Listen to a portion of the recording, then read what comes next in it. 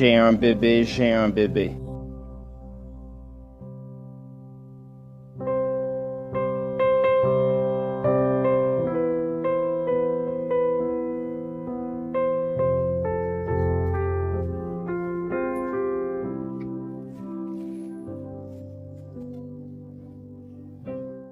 Les détectives ont arrêté Lonnie Simon, âgé de 2 ans, et l'ont inculpé de malveillance, de meurtre, de dissimulation de la mort d'une autre personne, de fausses déclarations et de fausses déclarations en lien avec la disparition et la mort de son fils, Quentin Simon, âgé de 20 mois.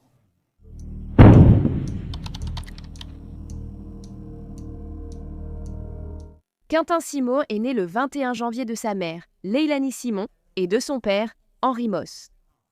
On l'appelait Petit Singe. Il adorait les contes du dragon, la patte patrouille et Pyjamasque. Quentin aimait courir derrière son frère et tout imiter. Il était brillant, heureux, intelligent et affectueux. Quentin disait aussi toujours merci, peu importe la situation, même s'il était celui qui faisait quelque chose pour quelqu'un d'autre. Il aimait danser, chanter et faire des checks du poing. Sa mère, Leilani, avait rencontré son père, Henri, surnommé Booba, à un trou d'eau en 2019.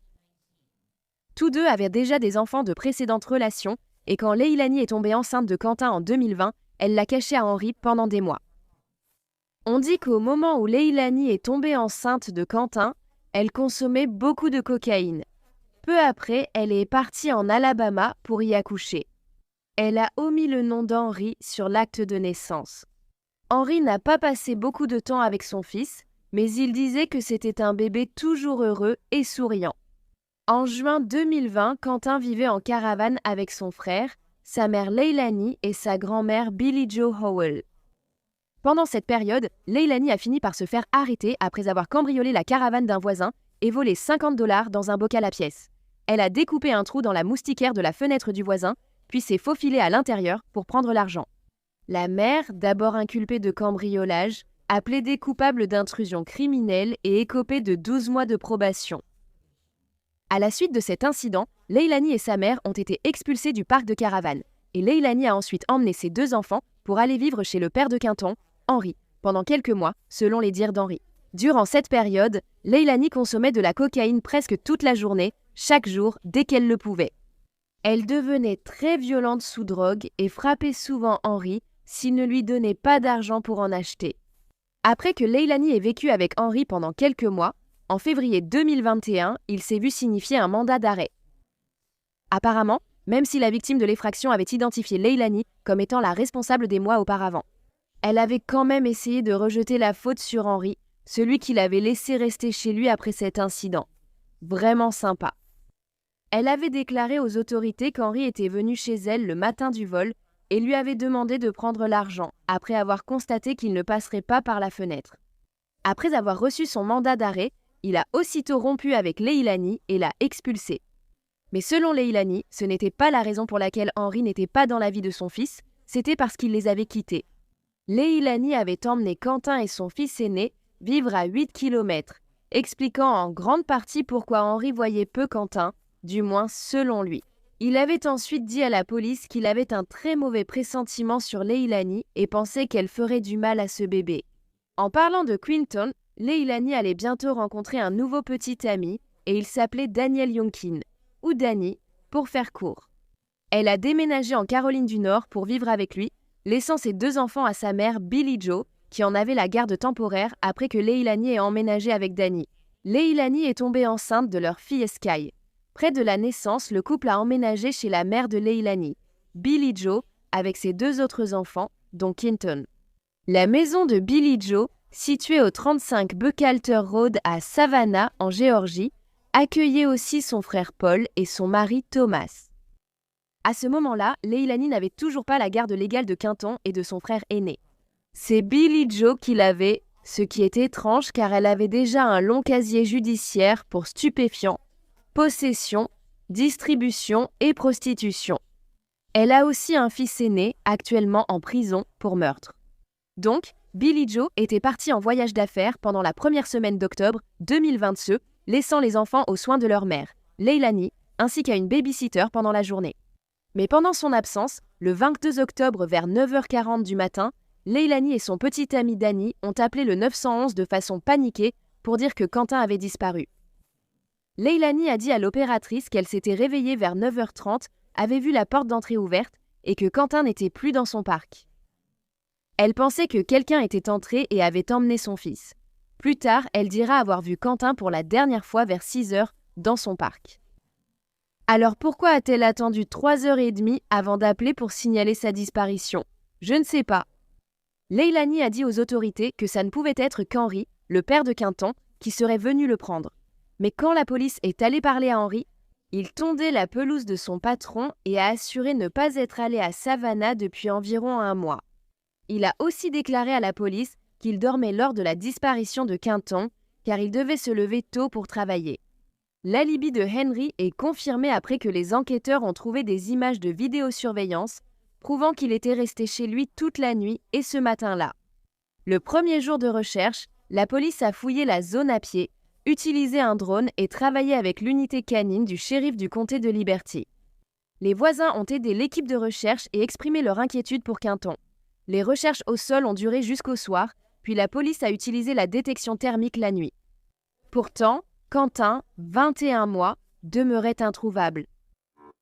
Nous sommes partis ensemble. Je suis arrivé ici à 3h hier. Et je suis arrivé ici vers 3h30 du matin. C'est devenu fou. On ne sait rien, qu'on veuille ou non les réponses. On veut juste savoir. Ma préoccupation, c'est lui et c'est tout. Je veux dire, on se soucie de son bien-être. Je sais que tout le monde a vraiment travaillé dur hier et on est à peu près... C'était vraiment dur. On apprécie tout ce que chacun a fait, tous ceux qui sont venus le chercher, et il sourit toujours. C'est un enfant heureux, je veux dire, il y a des enfants différents, mais lui, il avait toujours un grand sourire sur le visage et il était toujours joyeux. Permettez-moi de vous demander, pourquoi êtes-vous ému? Parce qu'il n'est pas là, c'est un bébé et je veux qu'il rentre à la maison. Leilani est ma mère, Leilani est ma fille, elle a 22 ans. Elle n'a pas toujours fait les bonnes choses, parfois elle s'en sort très bien et parfois non. Et je ne sais pas quoi penser en ce moment, je ne sais pas quoi croire. Personne ne pense que cela peut lui arriver un jour. Je ne sais pas si je peux lui faire confiance. Ne fais juste pas de mal. Nous ne voulons pas, nous n'aurons pas les réponses, nous ne répondrons pas, nous n'avons pas de réponse. Je n'aurai pas besoin de tout le monde. Et s'il te plaît, n'arrête pas de chercher. Oui, j'ai dit. Nous voulons des réponses. Le retrouver, c'est ce que nous attendons si quelqu'un l'a trouvé, tu sais. Nous continuons d'espérer et de prier et demandons à tous de prier pour lui et pour nous. La police a appris que la babysitter de Quentin, Michelle Macarda, également connue sous le nom de Diana, devait garder lui et ses frères et sœurs. Ce matin-là, elle avait reçu un message à 5h30 lui disant de ne pas venir. Selon Danny, le petit ami de Leilani, c'est lui qui l'avait envoyé car Leilani lui avait dit, au réveil, qu'elle resterait à la maison ce jour-là. Cela restait étrange pour Michelle, car même quand Leilani ne travaillait pas, elle gardait toujours les enfants pour elle. Peu avant l'alerte, Danny a appelé Michelle, la babysitter, pour lui demander si elle savait où était Quentin. Elle ignorait où il était et qu'il avait disparu, alors elle s'est tout de suite rendue chez eux pour aider à le chercher.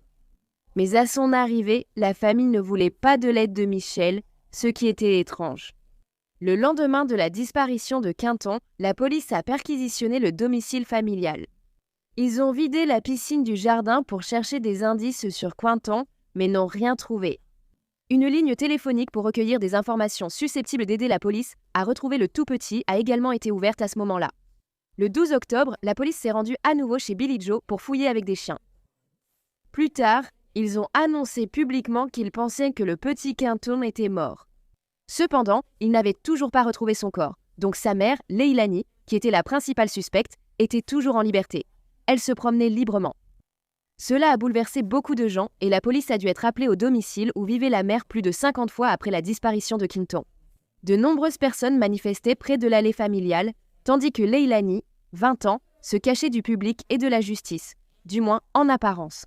Elle semblait prête à déclarer publiquement espérer que son fils soit retrouvé sain et sauf. Je suis là chaque jour depuis le début. Je ne fuis ni ne me cache. Et si jamais il s'avère que j'ai une part de responsabilité, j'irai moi-même au commissariat. La police du comté de Chatham a répété à plusieurs reprises que, bien qu'ils aient désigné Leilani comme principale suspecte dans la disparition et la mort de son fils, ils ne pensent pas qu'elle soit susceptible de prendre la fuite. Leilani explique qu'elle et sa mère, Billie Howell, restent dans le jardin car l'intérieur leur rappelle trop Quentin et son absence. Chaque jour qui passe, il y a moins de larmes et plus de colère, sans savoir ce qui se passe, si cela peut se comprendre. Elle se lève chaque jour en colère, espérant un appel qui ne vient jamais. Nous devons le soutenir, ça nous retient, c'est ce que nous voulons. Nous espérons juste qu'il est chez quelqu'un et qu'on le nourrit et qu'ils espèrent cela aussi. Peut-être voulait-il un bébé, ne pouvait pas en avoir ou pensait être son sauveur. C'est leur meilleur espoir à ce stade. La mère de Leilani, Billie Jo, a perdu la tutelle légale de ses 2 autres enfants. Le même jour où la police avait annoncé qu'elle pensait que Quentin n'était plus en vie car elle n'avait pas assuré une surveillance adéquate. Après avoir confié Quentin et son frère à Leilani, c'est elle qui a demandé à Michelle, la babysitter, de s'occuper des enfants, bien qu'ils aient d'abord été gardés par Leilani. Il est vite apparu qu'il y avait eu un différend entre Leilani et sa mère, Billie Jo. Parce que Billie Jo avait récemment déposé des papiers d'expulsion pour faire partir Leilani et son petit ami Danny de chez elle. Elle affirmait que le couple avait abîmé la maison et que Leilani volait chez elle depuis longtemps, même avant la disparition de Quentin. En mars, l'État de Géorgie et le département des services sociaux ont demandé que Leilani paie une pension alimentaire. Le jour de la disparition de Quentin, une ordonnance obligeant Leilani à payer la pension alimentaire a été émise, environ 1 semaine après sa disparition. Les enquêteurs ont déclaré avoir des preuves suggérant que le corps de Quentin serait désormais dans une décharge voisine. Des images vidéo montraient que Leilani aurait jeté le corps de son fils dans une benne à ordures au parc Azalea, à quelques minutes de chez sa mère, Billie Jo. La fouille de la décharge voisine a commencé presque aussitôt alors qu'il cherchait son fils. Leilani a été vue dans un bar local avec sa mère Billie Jo buvant des shots de tequila. Il paraît même que les 2 femmes flirtaient avec le personnel du bar et selon une serveuse, elles passaient un très bon moment. Elle semblait insouciante, buvant des shots de patron sur la terrasse en riant et parlant fort. Elle semble vouloir attirer l'attention, a dit la serveuse. Comme le corps de Quentin n'avait toujours pas été retrouvé, sa babysitter Michelle, qui était évidemment très bouleversée par la situation, a décidé qu'elle voulait organiser un hommage public pour lui. Mais cela a rendu Billie Jo furieuse et elle a confronté Michelle en lui criant que Quentin n'était pas mort. C'est mon bébé, pas le tien. C'est ton bébé, c'est mon bébé. Je t'ai touché et je t'ai dit... C'est mon bébé? J'allais faire rebondir ma balle. Je t'ai demandé à plusieurs reprises d'envoyer un message, je t'ai compris. Le message, sans cesse. Pour me blâmer. Je me fiche de la dette. Tu penses que je me prends trop au sérieux? Ils ne le font pas. Oui, parce que toi... Je suis ce que personne n'est. Je suis ce que tu me reproches. Non, je ne veux personne. Je n'aurais pas dû sortir, oui. Tu l'as fait, tu n'aurais pas dû. Non, et je ne vais pas t'embaucher. Je suis papa. Je t'ai dit que j'essayais de subvenir à tes besoins. Je ne l'ai pas fait pour toi. Oui, je l'ai fait. Oui, gamin, je n'ai pas prié pour ta famille, pour toute ta famille. Je ne t'ai pas demandé ta famille. Continue d'enregistrer. Ne m'appelle pas enregistrement. Dieu est bon. Tu avais tort. Tu avais tort. Je t'ai supplié de m'aider. Je t'ai supplié, laisse ça sur les réseaux sociaux. Je t'ai supplié de m'aider. Ah oui. Et je t'ai convaincu de m'aider. Je vais t'envoyer un message comme... Frérot. Dis simplement, hé Michel, va chercher l'enfant. Tu es un menteur. Prends-les, je te donne 300. Je suis une menteuse. Je suis sur le point de la mettre. Je suis sur le point d'en mettre partout. Bien. Dire qu'on va jouer à une commémoration, c'est horrible. Mon bébé n'est pas mort. Tu mens, mon bébé est vivant. Mon bébé n'est pas mort. Tu es un menteur. Tu es un menteur. Non, c'est toi. C'est toi. Mon bébé vit. Je pensais que tu étais une femme de Dieu. Je croyais que tu étais une femme de Dieu. Tu as Quentin. Est-ce que tu as eu Quentin? Je n'ai pas Quentin. Peut-être que si. Peut-être que si. Tu l'as. Eh bien, je suis sur le point d'appeler la police. Tu es la seule à pouvoir entrer chez moi. Et le prendre. Tes enfants sont chez moi. Emmène-les hors de la ville. Oh ouais, vas-y, allez, déteste. Nous ne sommes pas allés chez elle. Je ne dirais pas que tu es sur la Lune. Non, c'est par ici. Oh oui. Ça va l'être, ouais. Ouais, on l'a fait. On l'a fait. Elle va installer un mémorial pour Bruno Quinton, toujours vivant. Je n'ai pas créé de mémorial. Il n'est pas mort. Personne n'a dit qu'il le serait. Le 18 novembre, la police a confirmé avoir trouvé, avec le FBI, des restes humains qu'ils pensaient être ceux de Quentin. Il a ensuite été confirmé que c'était bien ceux de Quentin. Je n'en ai pas.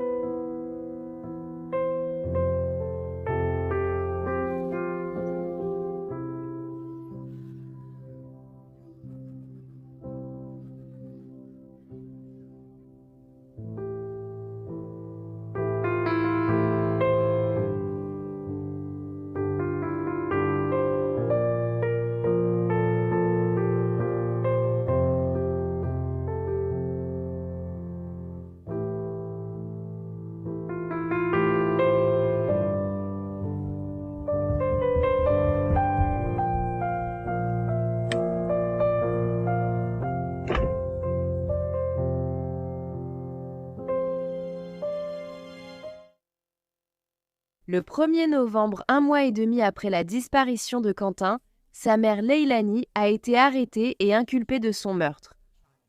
Elle a également été accusée de dissimulation de décès, de fausses déclarations ou écrits et de dénonciation mensongère d'un crime. Elle a plaidé non coupable à ces accusations et n'a pas obtenu de libération sous caution. Quelques jours après, il a été révélé que Leilani était en détention préventive protégée.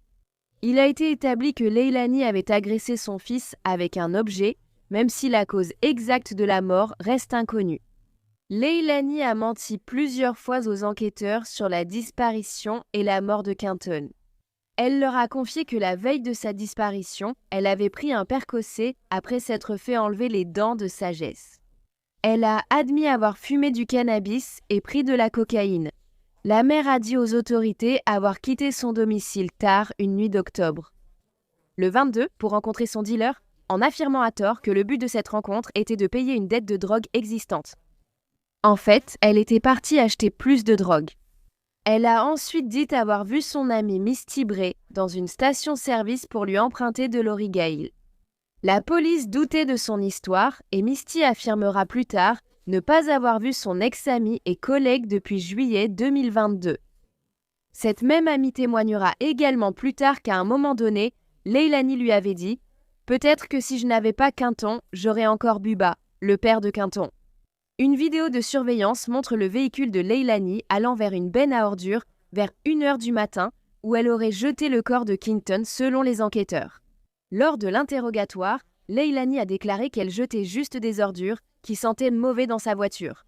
Maintenant, Quinton.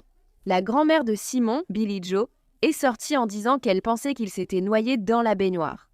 Alors que Leilani était inconsciente sous l'effet de la drogue, Billie Jo a aussi affirmé que sa famille était très dysfonctionnelle. Et cela lui rappelait la famille sans vergogne de la série télévisée, qui est une famille extrêmement dysfonctionnelle. Si vous l'avez vue, par curiosité, à quelle série télévisée comparerais-tu ta famille? Je dirais que la mienne est à peu près aussi dysfonctionnelle que Shameless. Leilani serait jugée pour le meurtre de son fils en octobre 2024. Son équipe de défense a affirmé qu'il n'y avait pas assez de preuves pour prouver qu'elle avait tué son fils, Quinton. Mais l'accusation pensait que Leilani s'était disputée avec Danny la nuit du 22 octobre. Après la dispute, elle avait quitté la maison mais était revenue un peu plus tard. Il pensait que Leilani craignait que Danny ne l'aime plus. Entre ce stress, devoir payer une pension alimentaire et la menace d'expulsion de la maison de sa mère, elle avait fini par craquer. On a également découvert qu'en août 2022, toute la pression que subissait Leilani l'avait poussée à enregistrer une vidéo d'adieu à sa famille, laissant entendre qu'elle allait mettre fin à ses jours. Monde. Une amie de Leilani a également témoigné que, à plusieurs reprises, alors qu'elle était au téléphone avec elle, elle avait entendu la mère agresser physiquement et verbalement Quinton. L'État a ensuite fait venir Talia McCarta, la fille de Michel, âgée de quelques années. Elle gardait aussi régulièrement Quinton avec sa mère. L'adolescente a déclaré avoir vu plusieurs maltraitances envers Quinton, dont une fois où Leilani l'a poussé dans une piscine sans flotteur. Elle l'avait aussi laissé courir dans la rue sans surveillance. Talia a affirmé qu'elle avait même vu Leilani pousser son fils une fois après qu'il ait cassé la manette de PlayStation de son oncle. Pour elle, il semblait que Leilani favorisait ses deux autres enfants par rapport à Quinton, allant même jusqu'à dire qu'elle ne croyait pas que Leilani l'aimait autant. La mère de Talia, Michelle McCarta, a également témoigné. Elle a dit au tribunal qu'elle et sa fille aimaient Quinton et étaient très proches de lui. Elle hébergeait souvent Quinton la nuit et disait que l'enfant était toujours mal en point. Chaque fois qu'on le déposait chez elle, Michelle disait que Quinton arrivait parfois chez elle seulement en body et qu'il avait généralement des excréments partout sur lui. Elle disait qu'il sentait souvent le lait tourner et avait de la saleté autour du cou. Elle le baignait dès son arrivée. De plus, il était très rare que Leilani vienne elle-même chercher Quinton chez elle. D'habitude, c'était Danny, ce que Quinton adorait. Quand Leilani venait le chercher, il criait, pleurait et refusait de partir avec elle. Il y avait une différence dans l'amour qu'elle montrait entre Zane et Quentin. Je me sentais mal en travaillant. Ma fille demandait « On peut le garder aujourd'hui ?» Je répondais « Oui, appelle-la pour voir s'il peut rester. » Pouvez-vous donner des exemples de la façon dont la prévenue traitait les garçons différemment? Elle travaillait chez Beaujongle et avait rapporté de la nourriture. Et elle pariait que Quentin adorait la nourriture et chaque fois qu'il voyait un sac, il en voulait. Il est petit.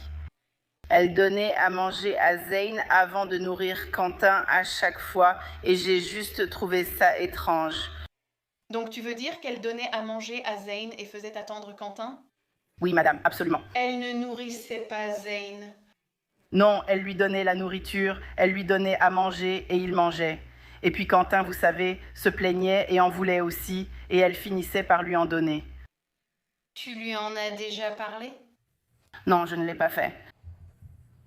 As-tu observé d'autres différences dans sa façon de traiter les garçons? Juste par la façon, elle lui parlait et venait parfois les chercher. Elle prenait Zane dans ses bras et il la serrait, car ils étaient proches. Ça se voyait clairement. Et puis, Quentin, 99% du temps, voulait rester avec nous et se mettait à pleurer. Mais si Danny venait le chercher, c'était différent. Il partait avec Danny. Il ne pleurait pas pour rester avec nous. Il adorait Danny. Tu sais, Danny le prenait dans ses bras et il le serrait fort. D'accord. Est-ce que Leilani t'a déjà parlé de ce qu'elle ressentait pour les garçons? Oui, madame, une seule fois, et ma fille a eu plus de conversations avec elle que moi. Je ne lui ai pas vraiment beaucoup parlé, mais elle a juste dit qu'elle aimait plus Zane. Je veux dire, qu'elle aimait plus Zane que Quentin. Je ne l'ai pas remise en question, même en sachant qu'elle était une mauvaise mère, sans jamais rien lui dire. Je téléphonais à Billy Joe quand je voyais quelque chose se passer. D'accord. Est-ce qu'elle l'a déjà fait? A-t-elle donné plus d'explications dans cette conversation? Zane a-t-il vécu des choses avec elle? Oui, que Zane avait toujours été son pilier toute sa vie et qu'elle n'aimait pas le père de Quentin. Quand l'ex-petite amie de Leilani a témoigné, Danny a évoqué la nuit avant la disparition de Quentin, partageant ses propos après le dîner. À un moment donné, est-ce que vous avez préparé les enfants pour aller au lit et les avez couchés l'un ou l'autre ou tous les deux ensemble? Oui, monsieur. Je le crois, à partir de ce moment-là, êtes-vous ressorti de la maison à un moment donné cette nuit-là? Non. Et l'accusée, oui. Monsieur, De quel premier voyage vous souvenez-vous qu'elle ait fait? vous savez, avec nous, Quentin, tu te souviens? Est-ce que vous en avez parlé tous les deux? Elle t'a dit quelque chose avant de partir? Oui, elle m'a dit qu'elle allait faire ça. Tu te rappelles pourquoi elle est partie à ce sujet? Non. C'est actuellement. Et que faisiez-vous au moment où elle est partie à 2 heures? Oh, 4. Allongé dans le lit, Que faisaient les enfants? ils étaient aussi allongés. Où étaient les 3 enfants dans la maison? Zane était sur son lit en forme de voiture de course. Sky était sur le canapé ou dans sa balançoire. Et Quentin était dans son espace de jeu. Quand l'accusé est parti vers 2 ou 4 heures, Quentin allait-il bien? Oui. Quelque chose d'inhabituel s'est-il produit avant? Non. Et qu'est-ce qui s'est passé? Que se passait-il pendant qu'elle était partie en voyage à O4? Je crois que je me suis endormi maintenant. Vous rappelez-vous si la prévenue est rentrée avant le voyage de 204? Non. Et pourquoi cela? Je dormais. Quel est le prochain souvenir que tu as de cette nuit ou du matin en te réveillant? Et elle était à côté de moi, c'est tout. Au moment où tu t'es endormi. Quentin allait bien? Oui. S'il s'était passé quelque chose alors? Pas à ma connaissance. Et parlons de la nuit. Vous souvenez-vous d'avoir vu ou entendu quoi que ce soit pendant la nuit? Non, je ne m'en souviens pas. Parlons de vous, le réveil. Vous vous êtes réveillé naturellement par une alarme ou autrement? Oui, je crois que l'alarme de mon téléphone s'est déclenchée. Et où aviez-vous votre téléphone cette nuit-là? Peut-être qu'il était sous mon oreiller, je ne sais pas. Pourquoi serait-il sous votre oreiller? Elle avait tendance à fouiller dans mes affaires. Qu'est-ce que tu veux dire? Juste. Elle prenait, sans que je le sache, mes appareils et les fouillait, et je trouvais ça intrusif. Pourquoi faisait-elle ça? Elle avait cette idée que je lui faisais du tort. Comment ça allait entre vous à l'époque? Il n'y avait pas grand-chose, j'étais là pour Sky. Vous pensiez avoir mis une alarme et que votre téléphone était sous l'oreiller? On s'était arrêté là, non? Oui, monsieur. D'accord. Quand vous vous levez, que faites-vous? En général, j'essaie d'être discret pour ne pas réveiller les enfants. J'ai tenté de la réveiller, mais elle était... Normalement, si je fais ça, soit je me faisais crier dessus ou quelque chose comme ça, donc je faisais juste... J'ai demandé, tu travailles aujourd'hui? Elle disait non. Et c'est là que j'ai envoyé un message à Michel pour lui dire qu'elle allait garder les enfants. Comme cette saison-là, on dit, les enfants restent ici avec elle aujourd'hui. Mademoiselle Michel, à quelle heure ce message a-t-il été envoyé? 5h20 du matin. Il y a un instant, vous parliez de ce qui se passerait le matin, vous vous levez pour aller travailler et vous essayez de la réveiller. Et vous avez dit qu'elle serait ainsi. Ah oui, elle me crie dessus. Oui, en gros, on me crie dessus, d'accord? D'après la façon dont tu le dis, elle te crie dessus. Est-ce que je peux en déduire que ce n'est pas la première fois que ça arrive? Oui, monsieur, pouvez-vous nous en parler? Il y a des antécédents à ce sujet. C'est quelque chose d'assez courant. À cette époque, Dis-moi ce que tu veux dire. j'essayais de la réveiller pour qu'elle aille travailler, et soit elle me criait dessus parce que je la réveillais, soit elle disait qu'elle n'irait pas, et elle rattrapait ses heures et allait travailler avec Paul pendant son service. c'était rare que je ne me fasse pas crier dessus ou que ça se passe autrement. Pourquoi, pendant cette période, arriviez-vous à vous lever et à aller travailler comme prévu? Elle avait des difficultés avec ça? Que se passait-il? Je suis désolé, pourriez-vous répéter? Pourquoi étiez-vous capable de vous lever pour aller travailler? Et elle avait ses difficultés à se lever, à aller travailler pendant cette période. Que se passait-il? Oh, j'allais me coucher et elle n'était pas là. Donc, à ce moment-là, je faisais juste en sorte de pouvoir toucher un salaire. Donc, je la laissais simplement être elle-même, bien sûr. Enfin, ce n'est pas que je la laissais, mais vous savez, elle faisait ce qu'elle voulait. Je m'assurais que les enfants étaient pris en charge et j'allais travailler presque tout le temps. Donc, il y a des moments où j'allais me coucher le soir pour pouvoir me lever pour le travail et elle n'était pas là. Oui, il y a eu des moments comme ça. Parlait-elle de l'endroit où elle était allée? Je n'ai jamais demandé. Maintenant, revenons à ce message à Michel. Où étiez-vous avant d'envoyer ce message à Michel? Aviez-vous prévu d'emmener les 3 enfants chez Michel ce matin-là? Oui, le plan était ça parce que nous avions manqué la veille à cause de son extraction dentaire. Oui, c'était prévu, nous étions tous deux programmés pour le service du lendemain. Nous devions déposer les enfants puis aller travailler ensemble.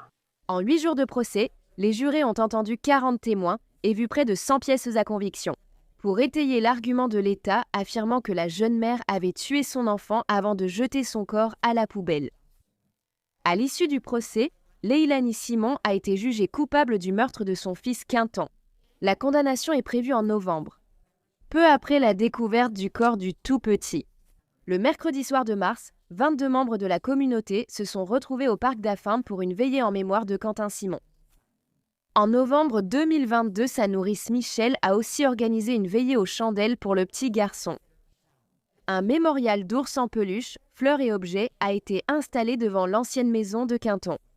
Les propriétaires du terrain où le corps du petit garçon a été retrouvé ont également récemment installé un mémorial permanent pour honorer le petit Quentin.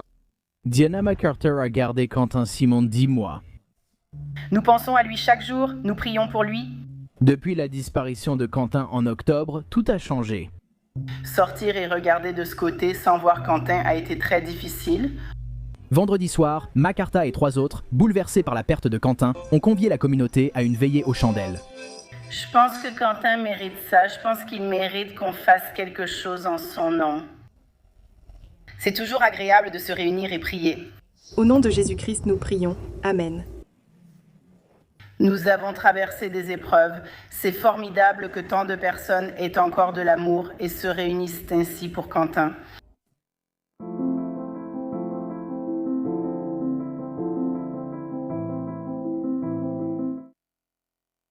Nous ne pourrons jamais comprendre pourquoi Louise Porton a tué ses enfants. Elle n'a pas d'autres prêtres, famille, amis, ni de non-professionnels pour couvrir ses traces. Durant toute l'enquête, elle n'a montré aucun signe d'émotion.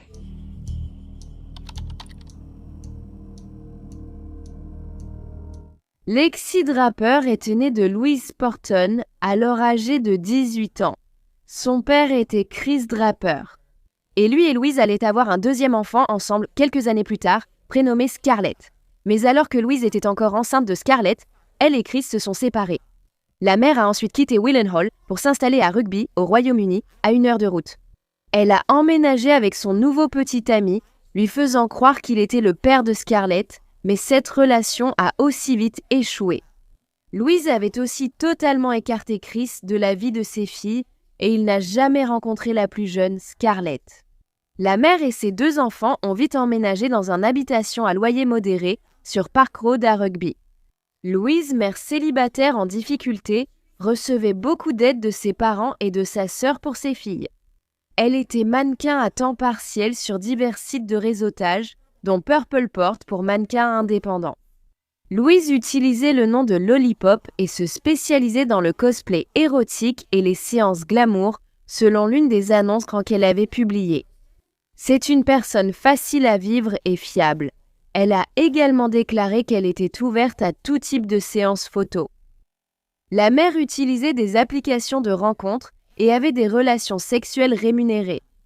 Une fois, elle a même quitté son appartement en laissant les filles à dormir seules pour aller avoir des relations sexuelles avec un homme dans sa voiture. Une autre fois, elle a laissé un homme avoir des relations sexuelles avec elle dans le lit à côté de celui où dormaient ses filles, en lui demandant juste d'être discret. Il y a aussi eu une fois où Louise a dit à un client « Dis-moi combien tu mets et je ferai des photos. Si tu mets assez, on peut se voir et je te baiserai. » En janvier 2018, Lexi, 3 ans, a été transportée d'urgence aux urgences après que sa mère a signalé des difficultés respiratoires. Les médecins ont diagnostiqué une infection thoracique, lui ont prescrit des antibiotiques et l'ont renvoyée chez elle. 2 jours plus tard, les secours ont été appelés chez Louise et ont trouvé Lexi allongée au sol, peinant à respirer. Heureusement, ils ont pu la sauver. Étrangement, sa mère n'était pas très inquiète et a dit aux ambulanciers que la fillette avait eu des crises récemment. Lexi a été emmenée à l'hôpital où on a confirmé un rhume de poitrine avant qu'elle ne rentre rapidement chez elle. Quelques jours plus tard, le 15 janvier 2018, Louise a rappelé les urgences pour signaler que sa fille de 3 ans ne respirait plus. Service d'ambulance. Le patient respire? Non. Il ne respire pas? Non. D'accord. Et de qui s'agit-il? De qui parlons-nous? Lexi, elle a 3 ans. Elle a 3 ans? D'accord, désolée. Elle est inconsciente et ne respire pas. De l'aide a été appelée. À leur arrivée 9 minutes plus tard, les ambulanciers ont trouvé Lexi allongée sur le sol d'une chambre froide de l'appartement. Sa peau pâle et ses lèvres bleues laissaient penser qu'elle était morte avant l'arrivée des ambulanciers. Ils ont aussi constaté que la rigidité cadavérique avait déjà commencé dans sa mâchoire. Louise a déclaré au secours avoir baigné sa fille, l'avoir couchée, puis l'avoir trouvée inerte. Elle a pleuré brièvement moins d'1 minute, puis a quitté la pièce. Après la mort de Lexi, une enquête mort subite inexpliquée chez l'enfant, a été ouverte. Ceci est requis au Royaume-Uni quand une personne de moins de 18 ans décède soudainement. En attendant, Louise et Scarlett ont été logées dans un hôtel proche. Aucune cause évidente de décès n'ayant été trouvée pour Lexi, son corps a été remis à sa mère pour organiser les funérailles. Le fait est que Louise ne semblait pas du tout bouleversée, juste un jour après la tragédie, le 16 janvier. Elle a accepté 41 demandes d'amis sur Meet Me et envoyait aussi des messages à plusieurs hommes sur Badoo. Louise a discuté avec une personne de son tatouage sur la jambe avant de lui dire « Ma petite fille est décédée hier ». Lorsqu'il lui a présenté ses condoléances, elle a répondu « Ce n'est pas grave ». Elle a également organisé un rendez-vous avec un autre homme cette même nuit. Quelques jours après la mort de Lexi, on l'a entendu rire lors d'un appel FaceTime avec un homme au funérarium. Sur les images de vidéosurveillance prises dans l'appartement de Louise, quelques heures seulement avant l'arrivée des secours, on la voit avec Lexi et Scarlett, et tout semble aller parfaitement bien pour tout le monde.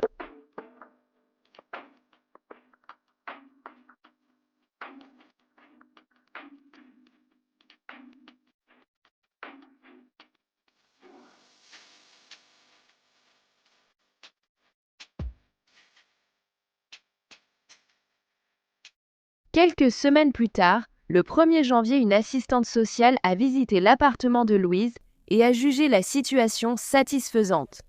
Scarlett, 17 mois, paraissait heureuse et en bonne santé, mais dès le lendemain, une nouvelle tragédie survenait. En février 2018, Louise a appelé le 111, la ligne médicale non urgente, pour signaler que sa fille Scarlett ne se sentait pas bien. Juste avant cela, la mère avait été filmée par les caméras de surveillance en train de conduire partout dans Rugby et avait été aperçue sur la route Barbie, la route Dunchurch et Russellheim Way.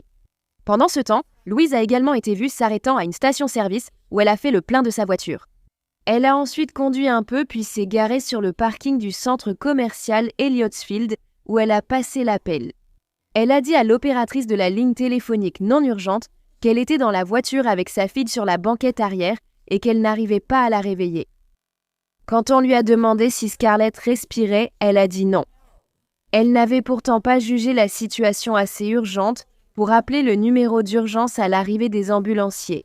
Peu après, ils ont découvert que Scarlett, 17 mois, était déjà morte depuis un certain temps. Sa peau était glacée et elle était sans vie. Lorsque Louise a été interrogée sur ce qui s'était passé, elle a déclaré que Scarlett avait été diagnostiquée avec la grippe et que son autre fille était décédée de la même chose quelques semaines auparavant.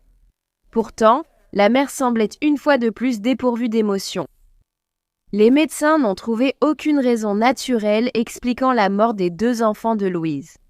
Des images de vidéosurveillance prises à l'hôtel plus tôt montraient la mère et Scarlett, et la petite fille semblait aller très bien.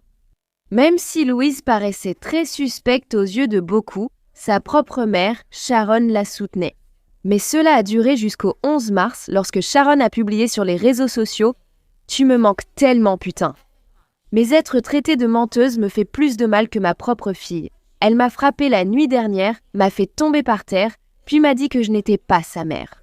Merci Lou. Depuis la mort de mes petits-enfants, je n'ai fait que te défendre, alors merci de m'avoir frappée.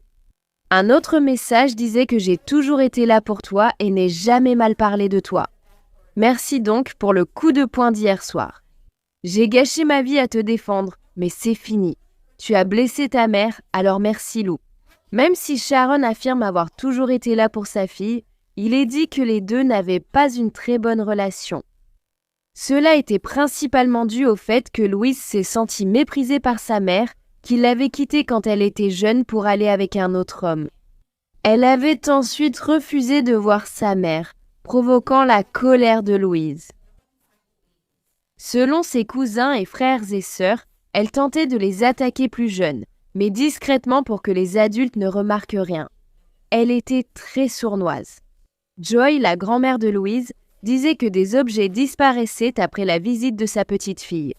Quand elle a confronté Louise à ce sujet, celle-ci s'est simplement mise en colère et lui a dit qu'elle ne lui rendrait plus jamais visite. Si elle l'accusait de vol, une grande partie de la famille de Louise disait qu'elle buvait beaucoup, consommait de la drogue et avait développé une addiction au sexe. Elle était la brebis galeuse et beaucoup de ses proches l'avaient exclue de leur vie puisqu'elle ne faisait que profiter d'eux. Un mois après la mort de Lexi le 20 mars 2018, Louise Porter a été arrêtée pour meurtre. En ce qui concerne ses 2 filles, les autopsies ont révélé qu'elles étaient mortes à la suite d'une obstruction des voies respiratoires, probablement par suffocation. Lexi et Scarlett avaient aussi d'anciennes blessures, signes d'atteinte précédentes. La petite Scarlett avait des saignements dans les tissus de son cou, ce qui suggérait qu'une pression importante avait été exercée sur ses voies respiratoires. Les autorités pensaient que la mère avait tué Scarlett plus tôt dans la chambre d'hôtel. Puis elle l'a descendue jusqu'à la voiture et a continué à rouler avec son corps sans vie sur la banquette arrière. Cette théorie a été confirmée par un peu de sang trouvé sur un oreiller dans leur chambre d'hôtel. Louise niait toujours avoir tué ses enfants, affirmant qu'elle n'avait aucune idée de la façon dont ils étaient morts, et pour une raison quelconque, elle serait relâchée par la police pendant qu'ils continuaient d'enquêter sur la mort de Lexi et Scarlett. Ainsi, seulement 8 jours après son arrestation, Louise était de retour sur les réseaux sociaux. Elle a modifié sa photo de profil Facebook et l'a légendée « Plais-tu sourire, buissato emmerdés laisse rageux ». Quelques mois plus tard, en juin, elle a tenté de vendre plusieurs sacs poubelles remplis des vêtements de Lexi et Scarlett sur Facebook Marketplace pour seulement 20 livres. En novembre 2018, Louise n'était toujours pas en prison pour une raison inconnue. Elle a publié quelques photos de ses filles sur les réseaux sociaux et a écrit « Les anges de maman arrachés à moi trop tôt, vous ne serez jamais oubliés. Reposez en paix. » Plus tard, on a appris que lors de sa première admission à l'hôpital, les symptômes de Lexi indiquaient une obstruction volontaire des voies respiratoires et non une infection thoracique comme diagnostiquée. Alors que sa fille était à l'hôpital. Ce jour-là, Louise était allée aux toilettes pour prendre plusieurs photos d'elle à connotation sexuelle qu'elle a ensuite envoyées à plusieurs hommes. Elle a aussi proposé à un homme de lui verser 300 livres pour une séance photo, en échange de quoi il pourrait faire tout ce qu'il voulait d'elle. La mère a aussi envoyé plus de 80 messages à un agent de sécurité dont elle avait obtenu le numéro aux urgences. Et juste quelques heures après la mort de Scarlett, Louise est allée sur son Snapchat publiant une photo de ses 2 filles avec la légende « Repose en paix ». Ce n'est pas quelque chose à laquelle on penserait faire après la mort de l'un de ses enfants. Alors que la police poursuivait son enquête sur Louise, ils ont parlé avec ceux qui la connaissaient, elle et ses filles. Ils ont parlé à son ancienne propriétaire, Leanne, qui a affirmé qu'elle ferait tout pour éviter de s'occuper de ses enfants. En fait, Leanne gardait souvent les filles et disait qu'elle les voyait plus que leur propre mère. Selon elle, quand Louise avait rarement ses filles, elle était vite frustrée envers elles. Quand elles pleuraient, elle leur disait de la fermer ou qu'elle allait leur donner une vraie raison de pleurer. Il y a aussi eu un moment où elle a tiré Lexi par le bras pour la relever du sol alors qu'elle faisait une crise de colère et elle lui a dit de dégager du sol. C'était courant que Louise ignore complètement ses filles juste pour pouvoir parler avec des hommes. De plus, elle confiait souvent Scarlett et Lexi à son père pour sortir boire et faire la fête. La mère de Louise, Sharon, et le père des filles, Chris, auraient souvent signalé ses mauvaises compétences parentales aux services sociaux, sans résultat. Cela a été découvert la veille de la mort de Lexi. Louise avait écrit à un homme qu'elle avait du mal avec sa fille de 3 ans atteinte d'une grippe mortelle. Elle a affirmé que les médecins lui avaient dit qu'elle allait mourir, mais en réalité, aucun médecin ne lui avait jamais dit cela. Elle avait également envoyé de nombreux messages à d'autres personnes, disant qu'elle craignait de perdre Scarlett aussi. À ce moment-là, rien ne justifiait qu'elle s'inquiète. Quelques heures avant la mort de Scarlett, Louise avait demandé à un homme sur WhatsApp de déposer 30 livres sur son compte. Elle avait besoin d'essence pour emmener Scarlett à l'hôpital car elle n'allait pas bien. Elle a alors dit « Je ne vais pas perdre un autre, je ne vais pas perdre un autre bébé », ce à quoi l'homme a répondu « Appelle l'ambulance ». Ne perds pas de temps, ma chérie Dixis. Louise a alors répondu en 3 messages « J'ai appelé, ils m'ont dit de venir, tu peux ou pas, s'il te plaît, tu le récupéreras. » Peu après la sortie de Lexi de l'hôpital pour une infection pulmonaire, des recherches Google inquiétantes ont été faites sur le téléphone de Louise. Celle-ci comprenait « Un homme se donne la mort en se collant la bouche avec de la superglue » et « Peut-on vraiment mourir si on a le nez bouché et la bouche fermée de force avec du ruban adhésif ? Combien de temps après une noyade peut-on réanimer quelqu'un et pourquoi ma fille de 3 ans a-t-elle arrêté de respirer ?» Louise est également allée sur plusieurs sites où elle a lu des articles sur 5 choses étranges qui se produisent après la mort et sur un enfant réanimé presque 2 heures après une noyade. Mais comment ? Quelques heures avant d'appeler les secours pour Lexi, Louise avait cherché combien de temps un corps met à refroidir jusqu'à l'épaule. Pourtant, elle affirmait toujours n'avoir aucun lien avec la mort de ses filles. La police, au contraire, estimait que toutes les preuves montraient le contraire. Louise avait déjà tenté de tuer Lexi à 2 reprises avant d'y parvenir.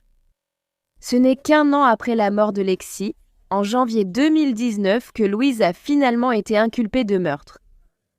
Au tribunal, elle a lu une déclaration reconnaissant les difficultés financières d'être mère célibataire. « Je n'ai jamais sollicité d'argent et toute accusation disant que j'aurais profité de la santé ou du décès de ma fille à des fins financières est totalement fausse. » Lors de son procès en juillet 2019, Louise Porton niait toujours tout lien avec la mort de Lexi ou Scarlett. Selon elle, les filles la faisaient toujours rire et elle les aimait énormément. Elle affirmait que même si être parent n'était pas la chose la plus facile à faire, elle s'en sortait, disait-elle.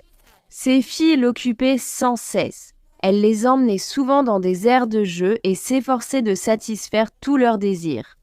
Mais les preuves contre elle étaient accablantes et les procureurs pensaient que les filles gênaient la vie sexuelle de Louise. Elle a alors ressenti le besoin de s'en débarrasser. Une ambulancière, venue pour Lexi en janvier puis rappelée quelques jours plus tard, l'a déclaré. À son arrivée, Louise tenait un verre de vin et paraissait heureuse de le voir.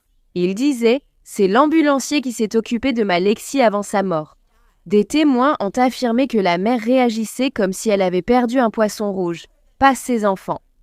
Interrogée sur ce qu'elle comptait faire des affaires de la fille, elle s'est contentée de bâiller. Louise déclarerait au tribunal avoir du mal à exprimer ses émotions et à nouer des liens affectifs. On n'a pas trouvé qu'elle souffrait d'aucune maladie mentale. et à la fin d'un procès de 5 semaines, Louise Porton a été reconnue unanimement coupable de 2 chefs de meurtre. Elle a été condamnée à la perpétuité avec un minimum de 20 ans avant libération. La juge a qualifié les actes de la mère de diaboliques et calculés et a déclaré qu'elle était certaine que Louise était responsable des événements ayant conduit à l'hospitalisation initiale de Lexi et à l'arrivée des ambulanciers au domicile quelques jours plus tard. Elle a aussi affirmé que Louise n'a contacté les secours qu'après avoir constaté la mort de ses filles et l'impossibilité de les réanimer. Le père des enfants, Chris Draper, qui aurait constamment tenté de retrouver ses filles, se battant pour la garde et le droit de visite, devait présenter une déclaration sur l'impact en tant que victime. Lu à haute voix pour lui, il a dit « Pourquoi Louise a-t-elle fait quelque chose d'aussi mal à nos belles filles ? Tu es leur mère, censée t'occuper d'elles, les protéger et les aimer. Pour toi, elle n'était qu'un inconvénient. Comment as-tu pu faire ça ? Peut-être que si les services sociaux m'avaient écouté, elle serait encore en vie aujourd'hui. Je reste assis à réfléchir jour et nuit et je n'arrive pas à comprendre pourquoi. On m'a enlevé mes 2 filles parce que Louise voulait coucher partout. Je déteste Louise. Aucune punition ne suffira jamais. Avoir peu connu Lexi et jamais rencontré Scarlett rend tout cela plus déchirant. Nous allons manquer tous ces moments. Leur premier jour d'école, anniversaire, mariage, naissance de leurs enfants. La seule consolation, c'est que Lexi et Scarlett sont ensemble. Louise est actuellement détenue à la prison de Sa Majesté Faustin Hall et elle sera éligible à une libération conditionnelle en janvier 2051. On dit qu'elle a été insultée verbalement et qu'on lui a craché dessus pendant sa peine. Cependant, il paraît aussi qu'à un moment, on lui a offert 3 repas de Noël en prison parce que, apparemment, et c'est écœurant, elle a des fans. La propre mère de Louise, Sharon, s'est exprimée publiquement et a dit que quelque chose dans la tête de sa fille avait simplement craqué. Quelque chose a changé en elle, elle est devenue un monstre. Elle n'était plus la fillette joyeuse qu'elle avait élevée et ne la voyait plus comme sa fille. Cependant, d'après ce que l'on entend, elle ne l'a pas vraiment élevée, donc je ne suis pas sûre qu'elle la connaissait vraiment si bien que ça. Sharon a aussi dit « Je n'arrive pas à croire que les services modèles sociaux n'en aient pas fait plus. Ils ont du sang sur les mains, ils auraient dû faire tellement plus. » Louise se moquait de la mort de Lexi. Une enquête devrait déterminer pourquoi ils n'ont pas agi davantage. Qui a décidé que tout allait bien chez la famille de Louise et qu'on pouvait les laisser seuls? Scarlett devait être retirée pour sa sécurité. Puis en février, Sharon, âgée de 48 ans, est décédée après s'être donné la mort. Leur père a organisé les funérailles de Lexi et Scarlett en septembre 2019. À Varsovie, les cercueils des filles ont été transportés au cimetière par un corbillard tiré par des chevaux blancs. Après les funérailles, Chris Draper a écrit sur Facebook « Mes filles sont à la maison. Aujourd'hui, votre famille vous a enterrés alors que vous ne devriez pas être là. Vous êtes les bébés de papa, je vous ai accompagnés avec élégance et offert un adieu mérité. Tous les regards étaient sur vous. Vous allez nous manquer, mais jamais nous ne vous oublierons. Dormez bien mes bébés, papa veille sur vous et sera toujours là pour vous protéger. Je vous aime votre papa. »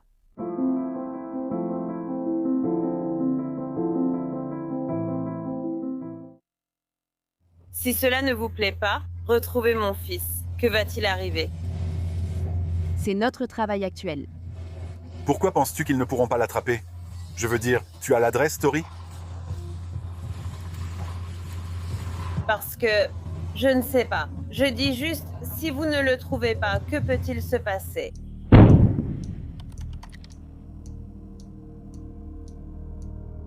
Ariel Yazue Garcia est né en janvier 2020 à Linwood, Californie, de sa mère Janet Garcia.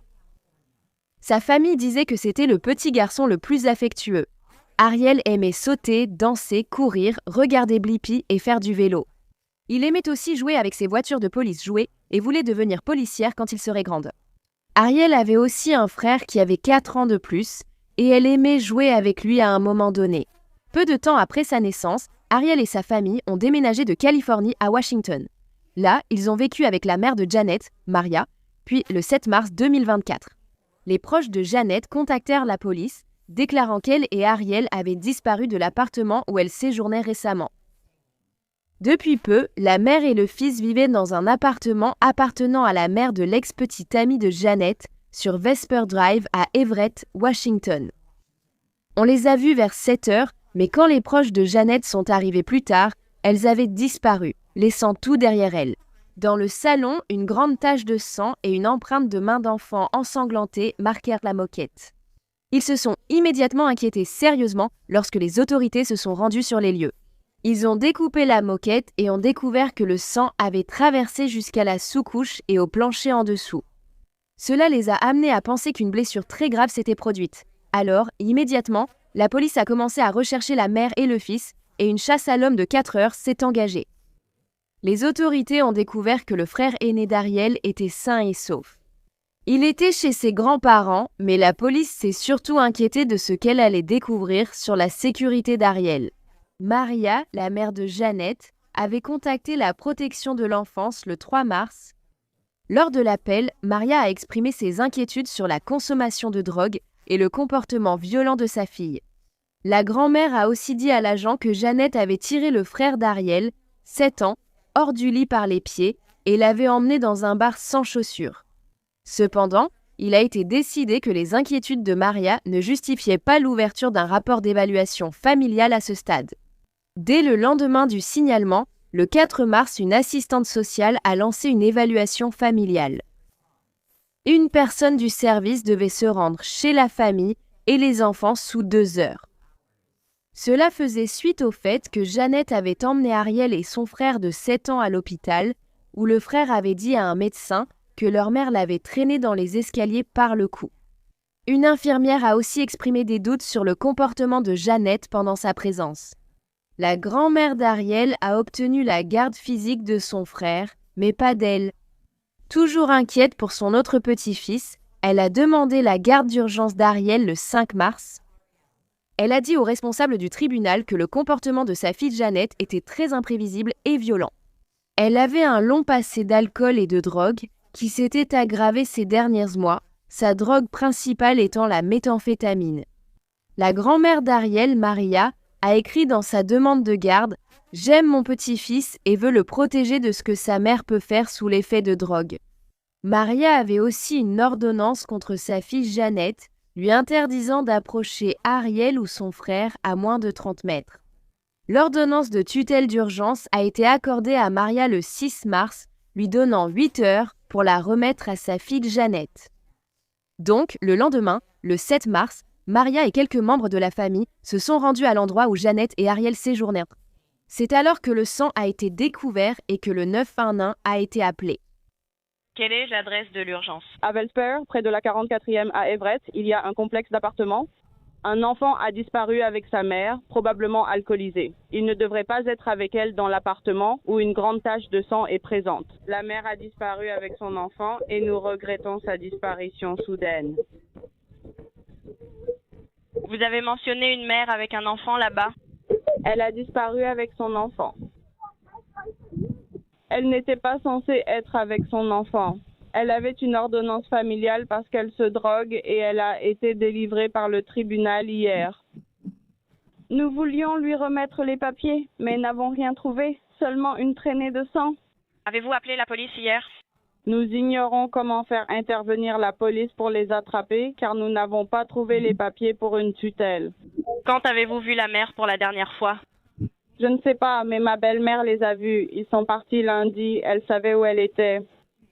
Elle a disparu aujourd'hui, elle logeait chez des gens qui l'ont simplement dit, selon elle. La mère affirme que l'enfant est à l'hôpital, mais on ignore où il est car elle serait soudainement en cure de désintoxication à Vancouver. Une audience au tribunal était prévue le 9 mars pour examiner la tutelle et l'ordonnance restrictive. Après la découverte macabre, la famille de Janet avait tenté de la joindre pour savoir où elle et Ariel étaient.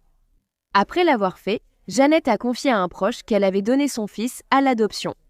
Elle a ensuite dit à la mère de son ex-petite amie, celle à qui elle louait l'appartement, qu'Ariel était tombée du lit, alors elle l'avait emmené à l'hôpital. La police a aussi cherché à joindre Janet et retrouver son fils Ariel. Étonnamment, elle a répondu au téléphone. Elle leur a expliqué que le sang dans l'appartement venait de la blessure d'Ariel, tombée de son lit. Elle a dit l'avoir déposé à Portland puis a changé d'avis pour Seattle avant de raccrocher. Peu après cet appel, les adjoints du shérif du comté de Clark ont appris que la mère d'Ariel, Janet, avait été retrouvée. Elle était en cure à Richfield, donc les agents s'y sont rendus pour parler à la mère. Ils sont arrivés au centre peu avant 19h. Une agente a remarqué qu'il y avait du sang sur le sweatshirt et les chaussures de Janet.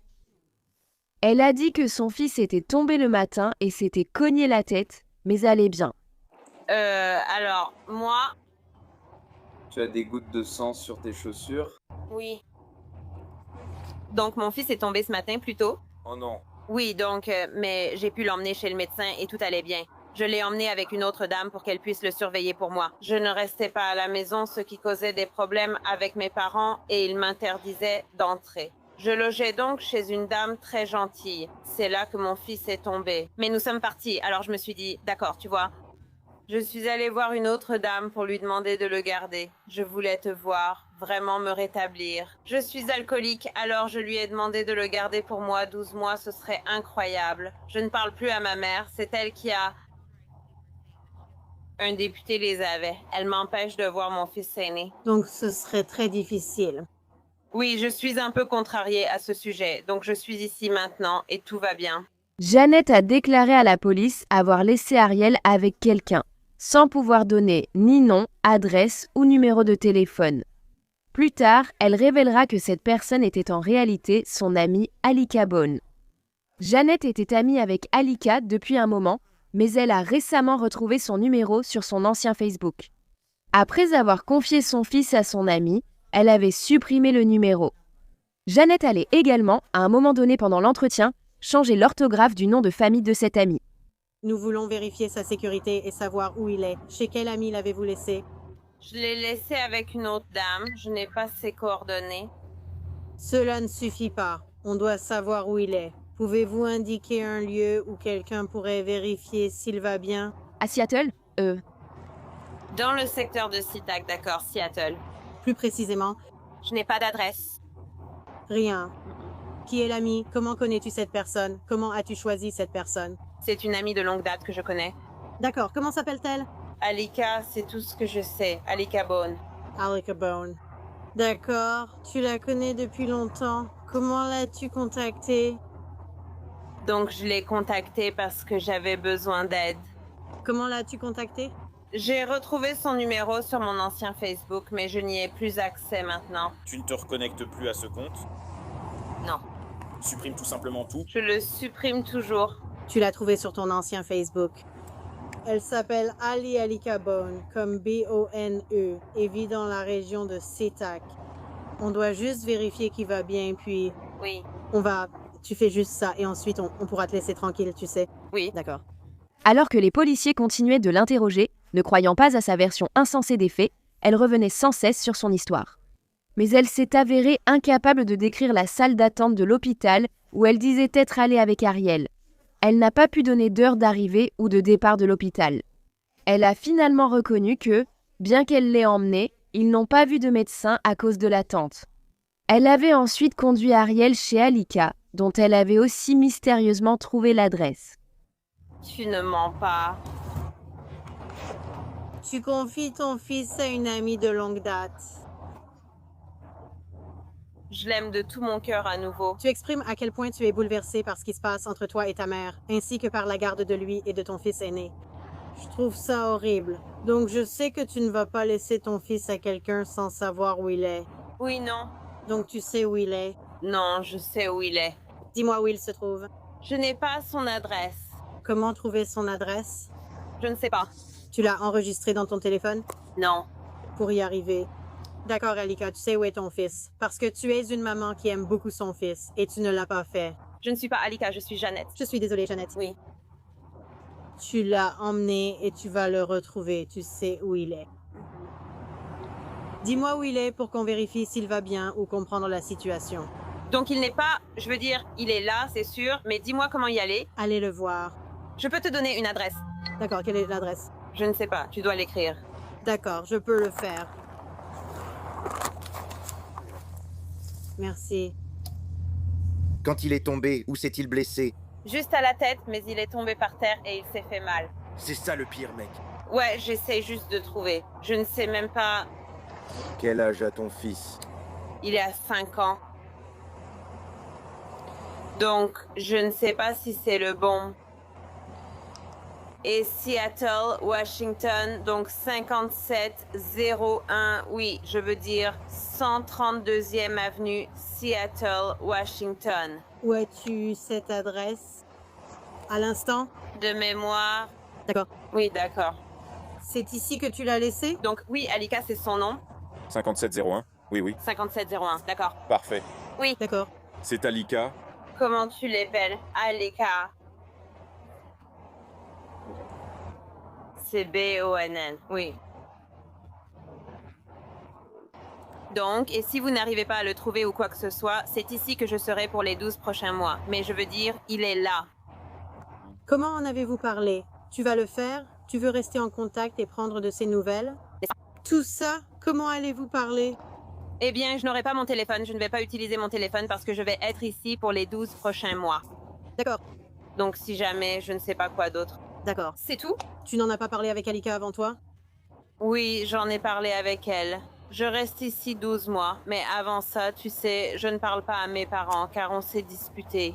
Donc, mais c'est ici que je vais être. Il a sauté du lit sur lequel on dormait jusqu'au sol. Et puis, il s'est retrouvé avec du sang sur la tête. Donc, je l'ai emmené chez le médecin et il va bien. D'accord, comment? Quoi? Il s'est cogné contre quoi? Juste par terre. Comment ça a commencé à saigner? Ça vient juste de commencer à saigner. Pouvez-vous me montrer, genre, de quel côté de sa tête? Vous vous souvenez? De quel côté de sa tête c'était? Je ne me souviens pas exactement de quel côté de la tête c'était, mais ça commence à saigner un petit peu. Oui. Il va bien. Tu ne sais pas. À quelle heure c'est arrivé? Tôt, vers 10 ou 11 heures. 10 ou 11 heures, d'accord. Tu sais quelle heure il est, maintenant? Il est déjà 6h30, bientôt 7h. Alors, combien de temps vous êtes resté à l'hôpital? On est resté là-bas qu'un petit moment. Je ne pense même pas qu'il ait été examiné. On est arrivé et... Je n'ai pas attendu assez longtemps pour qu'il soit examiné. Donc il n'est en fait pas retourné pour se faire examiner, compris. Est-ce que tu es vraiment entré à l'intérieur pour l'enregistrer? D'accord. Tu lui as dit que tu partais? Tu l'as fait, d'accord? Tu as juste dit qu'il ne serait pas vu et tu es parti? Oui. D'accord. Et comment il se comporte? Il va bien. Oui. Qu'est-ce qui lui est arrivé quand il est tombé? Rien, il a juste pleuré. Il a juste pleuré. Tu te souviens quand tu es entré? Peux-tu me décrire à quoi ça ressemblait quand tu es entré? C'était juste l'hôpital, simplement l'hôpital. D'accord, mais peux-tu décrire, par exemple, quand tu entres par la porte, où était l'accueil? À l'avant, dès que je suis entrée, la réception était juste là, on faisait l'enregistrement directement. Et ils ont juste dit que mon fils devait être vu pour quelque chose, puis j'ai donné son nom et toutes les informations. D'accord, donc vous le faisiez, vous l'avez noté ou c'était un enregistrement? Il y avait un enregistrement, d'accord, mais je pense qu'ils m'ont enregistré. D'accord, oui. Vous n'avez rien écrit à ce sujet. Vous y êtes déjà allé? Non. Non, c'était votre première fois, c'était... Ma première fois. Quand vous vous êtes enregistré au comptoir, est-ce que c'était juste un comptoir ouvert ou juste un comptoir ouvert? Est-ce que c'était derrière comme un... Est-ce qu'ils avaient comme une vitre ou... Juste un comptoir ouvert? D'accord. Y avait-il beaucoup de monde? Tu ne voulais pas attendre car c'était trop long. Tu crois qu'il avait besoin de points de suture? Non, il va bien. Tu ne te souvenais plus où il s'était blessé? Devant, côté ou derrière? Tu te rappelles? C'était sur le côté? Oui, c'était sur le côté. C'était sûrement sur un des côtés. L'avant, oui. Ok, tu montres juste au-dessus du sourcil devant. Assure-toi qu'elle soit... Je pourrais juste prendre son téléphone. Elle a des taches sur sa chemise, du sang sur ses chaussures et ne parle pas de façon cohérente. Si vous n'aimez pas localiser mon fils, qu'est-ce qui va se passer? C'est sur ça qu'on travaille en ce moment. Pourquoi tu crois qu'ils ne le trouveront pas? Tu as l'adresse, Tori? Je ne sais pas, mais si vous ne le trouvez pas, que peut-il se passer? Qu'est-ce que ça donne? Pour l'instant, on doit rester avec toi jusqu'à ce qu'on le trouve, puisque tu dis savoir où il est et où tu l'as laissé. N'est-ce pas? Donc ça ne devrait pas poser de problème. N'est-ce pas? On devrait pouvoir le localiser, donc restons avec vous jusqu'à ce qu'on le trouve. D'accord. Vous remarquerez aussi que parfois, Jeannette ne se souvient pas de l'âge de son fils. Elle dit une fois qu'il a 4 ans, puis une autre qu'il en a 5. Selon Jeannette, elle avait conduit sa nièce de l'hôpital d'Everett chez l'amie d'Ariel, Alika, à Seattle. Elle avait laissé la voiture chez son amie, puis pris un bus pour le centre de désintoxication à Richfield, à plus de 2h30 de route. Cependant, la police découvrit des images montrant ironiquement que Janet avait garé sa voiture sur le parking d'un bar. À quelques pas du centre de désintoxication, nous avons vu Janet garer sa voiture moins de 3 heures avant que la police ne lui parle vers 15h30. Maintenant, selon le personnel du centre de désintoxication, ce n'était pas la première fois que Janet s'y rendait. Sa mère l'avait déposée plusieurs fois par le passé et elle avait été très problématique. Chaque fois qu'elle était là-bas, elle se disputait avec les autres et n'écoutait pas sa marraine. Ils pensaient qu'elle avait de graves problèmes de santé mentale. La police a interrogé plusieurs témoins du centre de désintoxication. Voici leur déclaration. Je l'ai vue aujourd'hui, elle semblait perdue. Elle s'est coupé les cheveux, un peu comme Britney Spears quand elle a craqué, alors qu'avant elle avait de longs cheveux noirs. Et Daniel m'a dit que sa mère appelait parce qu'il ne trouvait pas son fils. Et sa mère est allée chez elle et a vu du sang. Je ne sais pas à quel point c'était dramatique, mais elle a vu du sang, je ne sais pas où, mais elle a juste vu du sang. Et il ne trouve pas son fils. Et puis elle est ici, et Daniel, mon frère, où est ton fils? Il est avec ma mère, et sa mère appelle ici, disant qu'elle ne trouve pas son fils. Je veux dire, elle, il y a une mauvaise connexion, je ne sais pas si elle ment ou est folle. C'est la situation selon ce que je sais. Comment était son comportement? Drastiquement différent, parce qu'elle était toujours pétillante et bruyante. Et elle avait ce grand super rire, tu sais, un rire vraiment agaçant, et elle parlait à tout le monde. Et elle était juste là, les mains dans les poches, silencieuse et Louise. Mon père a parlé à sa mère et lui a dit à sa mère qu'elle devait probablement retrouver sa fille. Il lui fallait une aide spécialisée, comme un psy ou un psychiatre, car son problème dépassait la drogue et l'alcool. Maintenant, son esprit semblait parfois présent, parfois absent, alors nous lui avons demandé de venir la chercher et de l'aider. Ce fut la dernière fois que nous avons entendu quelqu'un. Janet serait amenée au commissariat pour un interrogatoire supplémentaire. Et à la fin, elle serait placée en détention à la prison du comté de Clark pour avoir fait une fausse déclaration à un agent public, après que la police ait découvert où sa voiture avait réellement été laissée. Les autorités ont tracé le téléphone de Janet, révélant sa présence près de la base militaire Lewis McCord. Des images de vidéosurveillance montrent la mère sortant de sa voiture en sweat à capuche gris, environ 40 ans. Ce jour-là, vers 14h, elle sortit un grand objet enveloppé d'une couverture blanche de son coffre et entra dans les bois avec. Lorsque Janet est revenue à sa voiture un peu plus tard, ses bras étaient vides. La police s'est rendue sur place et y a trouvé le corps de la petite Ariel Garcia, 4 ans. Son corps a été retrouvé à 8 km de l'appartement où il logeait avec sa mère, environ à mi-chemin du centre de désintoxication où Janet a ensuite été retrouvée. Le petit garçon est mort sous de multiples coups de couteau lors d'une attaque prolongée, selon les autorités. Il avait été poignardé au total 41 fois. 16 coups de couteau étaient portés à la poitrine d'Ariel, d'autres au dos, avec des blessures de défense au bras. La mère d'Ariel, Janet, déjà en garde à vue, a été inculpée de meurtre au premier et deuxième degré, ainsi que d'agression sur un enfant. Accusée de meurtre au premier degré, elle a été détenue sous caution de 5 millions de dollars. Son avocate a soutenu que la mort d'Ariel n'était pas préméditée, mais due à une maladie mentale et à l'absence de traitement contre la dépendance. Comme Janet n'avait pas d'antécédents criminels, son avocate a demandé une caution réduite à 500 000 dollars.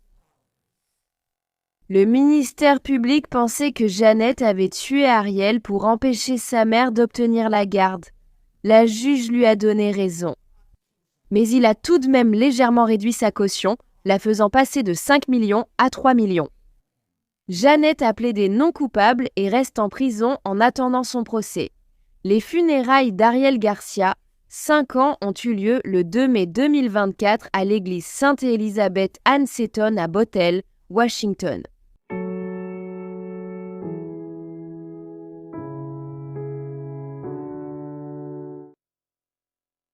Une note manuscrite découverte lundi par les enquêteurs indique que les enfants étaient méchants et ont été battus.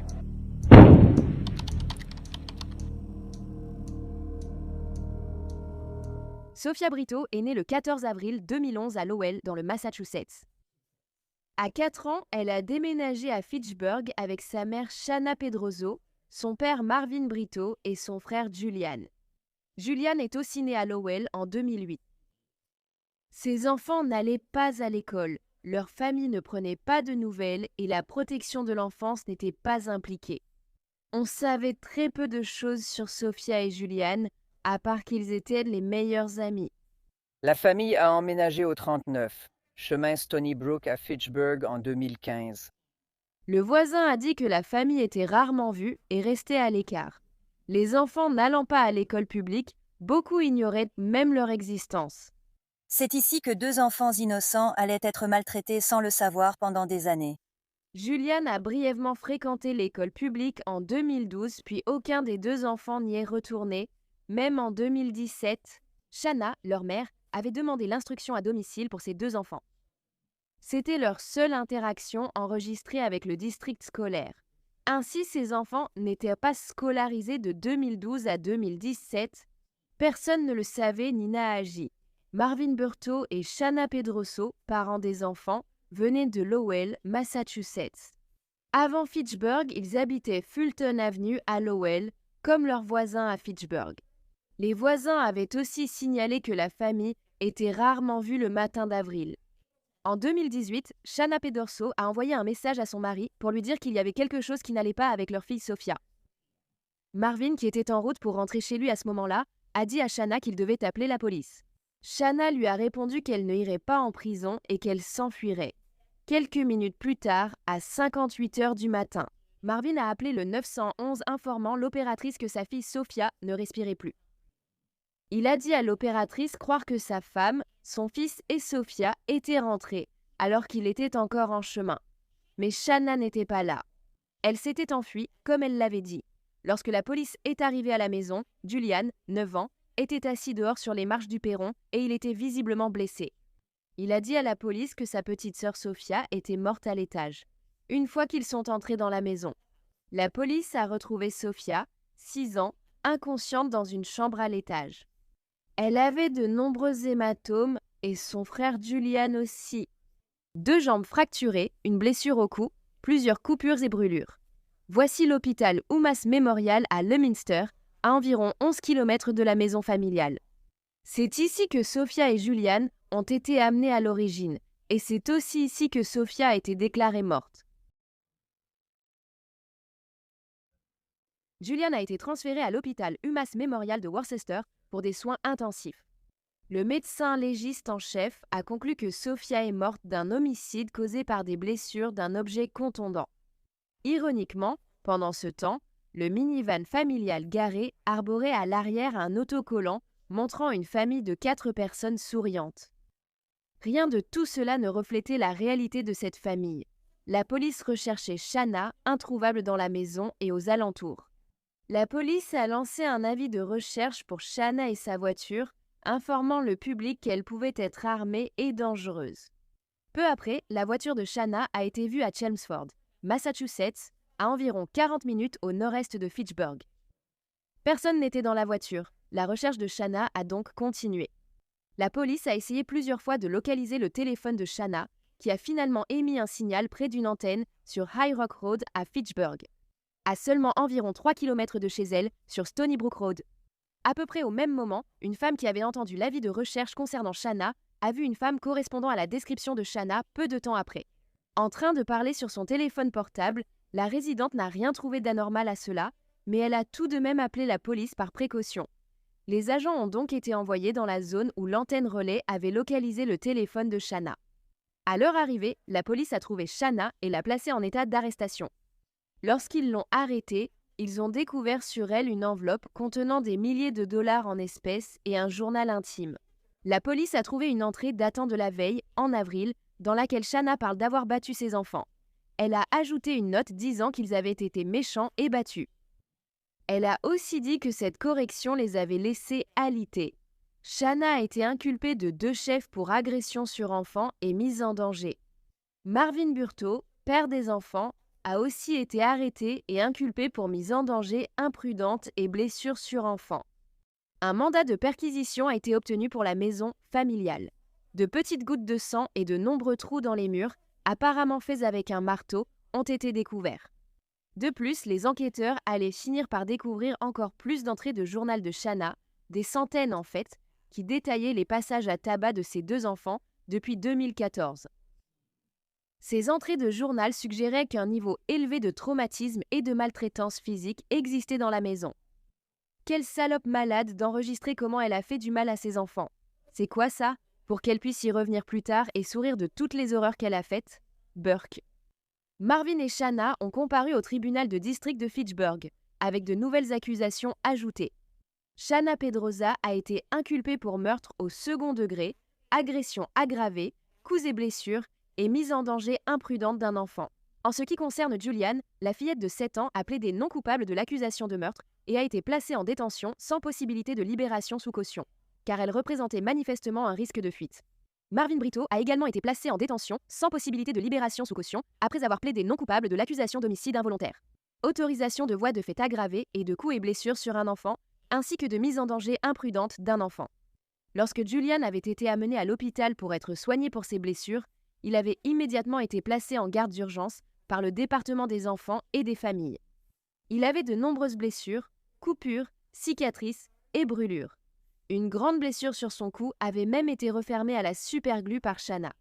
Julian a aussi été trouvé très maigre et mal nourri lorsque la police a interrogé le garçon à l'hôpital.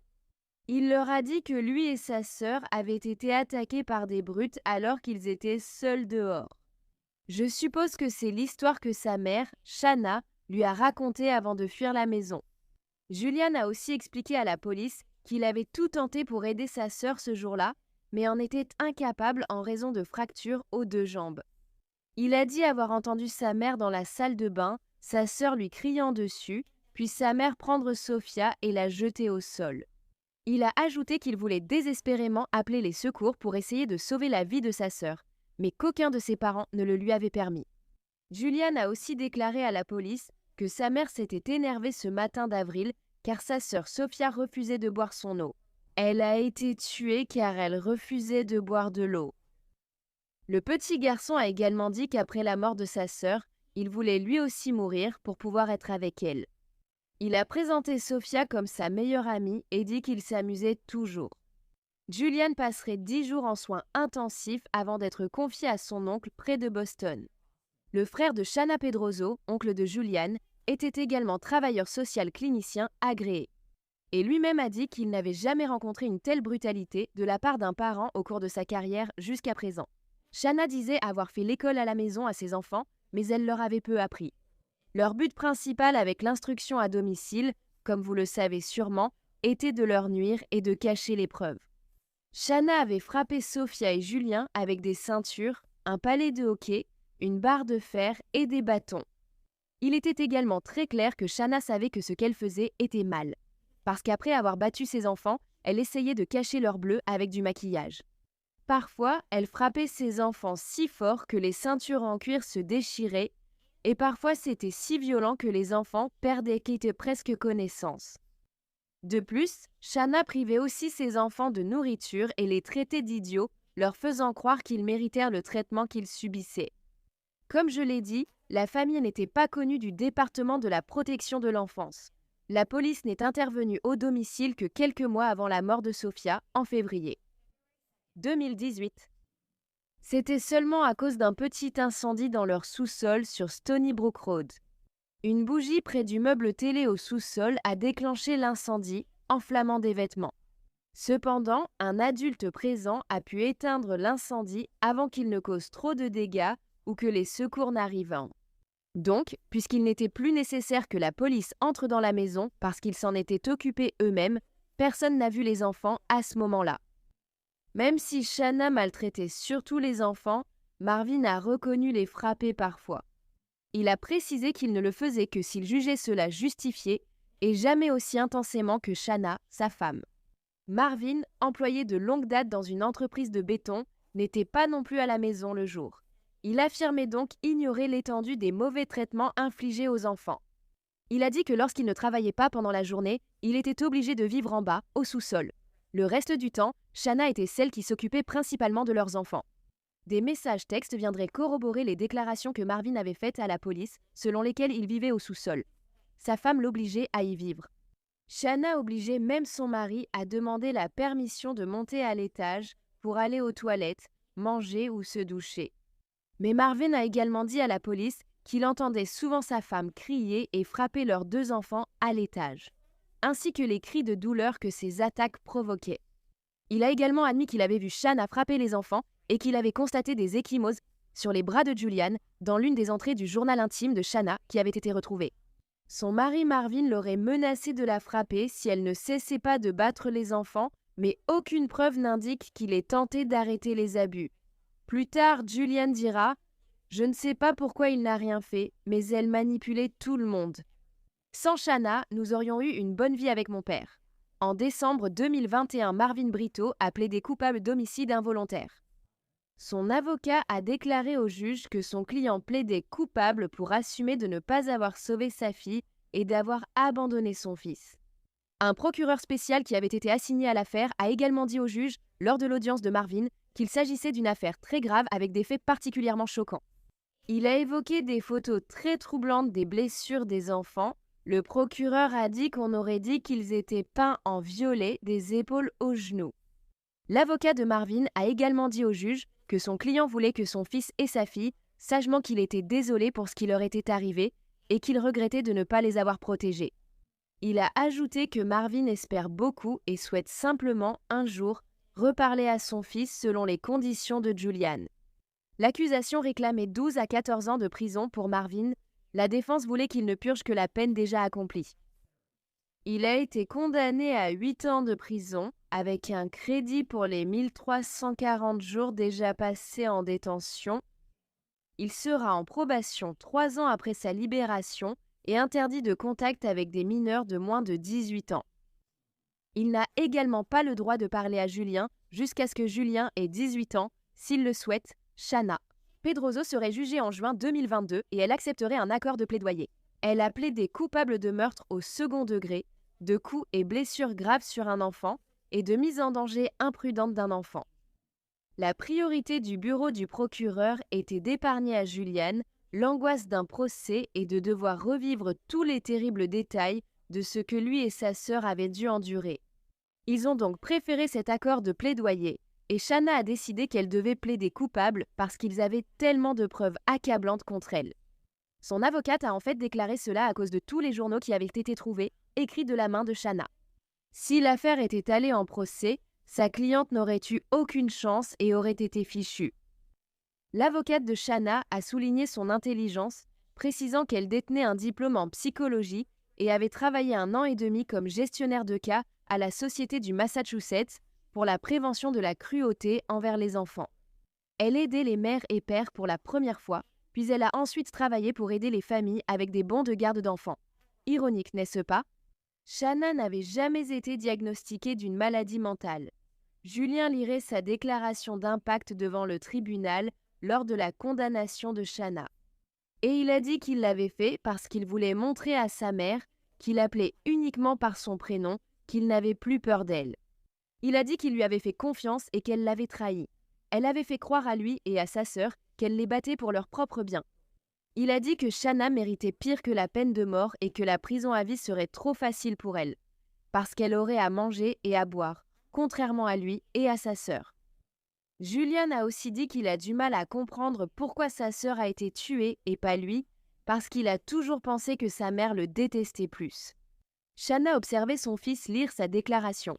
Julian a refusé de la regarder et a déclaré dans sa déposition sur l'impact en tant que victime à propos de sa sœur Sophia « Elle me manque toujours. Elle aurait 11 ans et on ferait plus ensemble. » Julian a mis 2 ans après la mort de sa sœur pour dormir à nouveau dans son lit, tant il craignait Shanna. Julian a dit qu'à son retour à l'école, il a eu des difficultés car Shanna ne lui avait rien appris et il avait beaucoup de retard sur ses camarades. Il a aussi dit qu'il avait beaucoup de mal à se faire des amis parce qu'il n'avait jamais été en contact avec d'autres enfants, à part sa sœur, en plus. Julian est en thérapie depuis des années maintenant et son oncle a dit qu'il est résilient, fort et qu'il refuse de se laisser intimider ou de rester silencieux. Le frère de Shanna, qui a obtenu la garde de Julian après la mort de Sophia, affirme que sa sœur doit répondre de tout le mal qu'elle a causé. Il a dit que sa sœur Shanna s'était effondrée émotionnellement et s'était repliée dans un état profond et toxique d'isolement. La fille que je connaissais a été ensevelie sous la haine, la maladie, la dépendance et le ressentiment, a-t-il écrit. Cependant, il n'a précisé ni sa maladie mentale, ni sa dépendance. Il a dit que Shanna avait toujours été recluse, montrant parfois un comportement préoccupant et colérique. Elle avait rendu visite à la famille et paraissait toujours très contrôlante avec ses enfants. Et à un moment donné, pendant la déclaration du frère de Shanna au tribunal, où il parlait à quel point sa nièce Sophia lui manquait, Shanna a levé les yeux au ciel.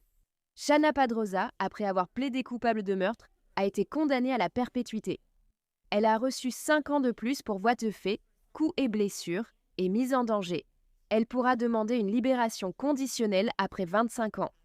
Les années, ainsi que les 1149 jours qu'elle a déjà purgés, ont été comptés dans sa peine. Elle n'a également pas le droit de contacter Julien avant qu'il ait au moins 18 ans. J'ai le sentiment qu'il ne voudra même pas lui parler à ce moment-là, et écoute ça. L'avocate de Shanna a demandé au juge si elle pouvait bénéficier d'une protection rapprochée à son arrivée au MCI Framingham, prison d'État pour femmes. Le juge a refusé de statuer malgré la demande de protection rapprochée de l'avocat, affirmant « Ils la tueront dès qu'elle entrera là-dedans ». Finalement, on a informé Shanna qu'elle pourrait passer jusqu'à 1 an en détention protégée. Wonderfund, une organisation privée à but non lucratif aidant les enfants du département de la protection de l'enfance, accepte désormais des dons pour financer les obsèques de Sophia.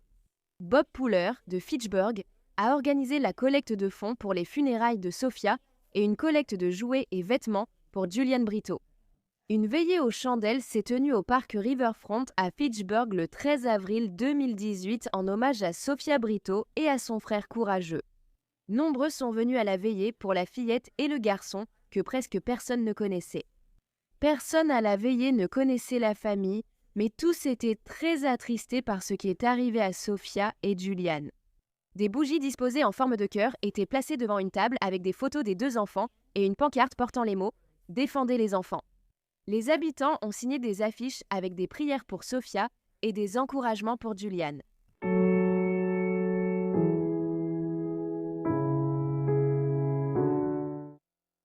La brutalité extrême que la petite Lila, âgée de 8 ans, a subie le 13 mars 2024 est vraiment sans précédent pour moi.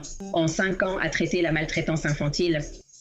La procureure adjointe du comté de Wayne, Aaron Wilmos, indique qu'aucun appel au 911 n'a été passé avant samedi, lorsque Lila Lynn Castell, 8 ans, était déjà décédée.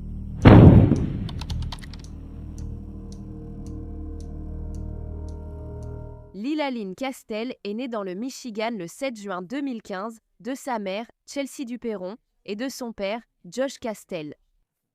Elle avait un frère aîné et on disait que Lila était une petite fille heureuse et gentille, qui était aussi vive d'esprit et drôle. Elle adorait jouer dehors tous les jours et aimait aller à son école, Roosevelt McGrath Elementary. Lila avait aussi beaucoup d'amis et elle adorait la musique, surtout tout ce qui était chanté par Taylor Swift.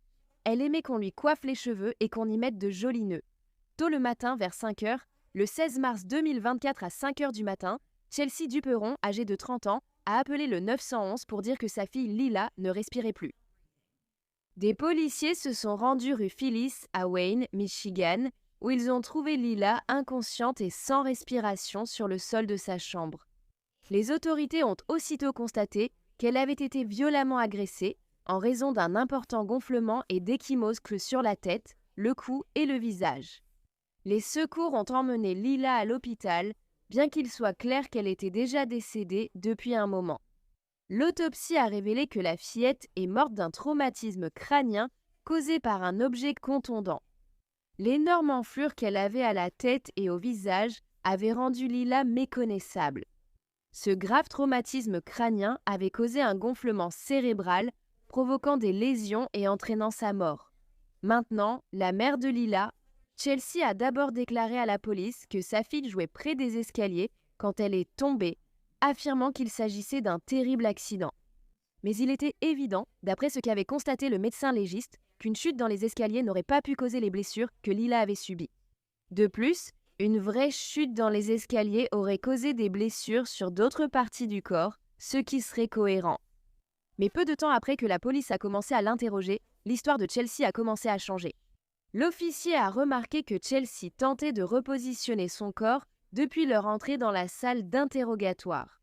L'officier ne comprenait pas au début, puis il a compris après un moment. Elle avait un fort gonflement et des ecchymoses à la main et au bras droit qu'elle tentait de lui cacher. L'enquêtrice lui a alors demandé si son bras présentait habituellement autant de bleus, mais Chelsea n'a pas répondu.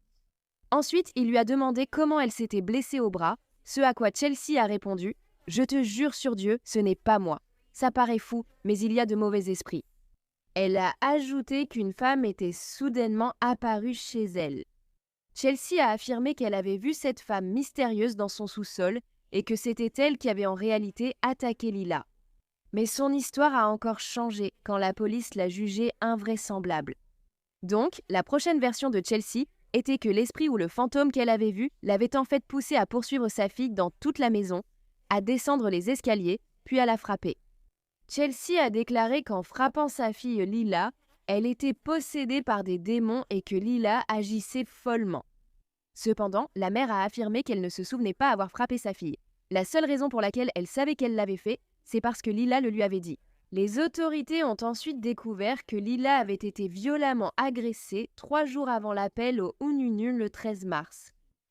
Chelsea a dit à la police qu'elle n'avait pas cherché de soins médicaux pour sa fille parce qu'elle pensait qu'elle allait mieux, ce qui rendait cela inutile.